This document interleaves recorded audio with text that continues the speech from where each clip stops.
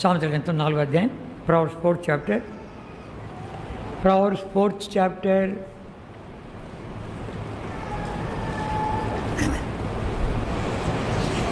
4th chapter 21వ వచనం, 21st verse చదువుకుంటామంటే అందరికీ చదువుకుంటాం. 4:21, 4:23. నీ హృదయంలో నుండి జీవధారలు బయలుదేరును కాబట్టి అన్నిటికంటే ముఖ్యంగా నీ హృదయమును భద్రముగా కాపాడుకునము. అన్నిటికంటే ముఖ్యంగా నీ చదువు కంటే, నీ ఉద్యోగం కంటే, నీ భవిష్యత్తు కంటే, అన్నిటికంటే ముఖ్యంగా కాపాడుకొచ్చేదంటే నీ హృదయం.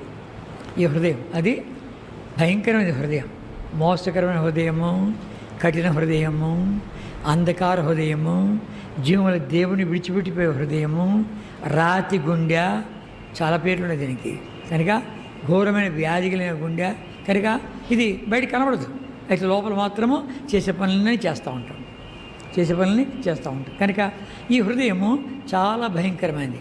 కనుక ఈ హృదయం ఏమంటాడు, ఈ హృదయములో నుండి జీవధార బయలుదేరి కొడుతుంటే చైతాన్ని ఏం చూస్తున్నాడు, పక్కన పెట్టు జీవధార తర్వాత అని చెప్పి ఏం చేస్తాడు, అందులో నుండి సద్విషయములు కాకుండా దుర్విషయములు. అందుకనే హృదయం నుండి బయలుదేరి 13 సంగతులు ఉన్నాయి. 13 సంగతులు. ఆ 13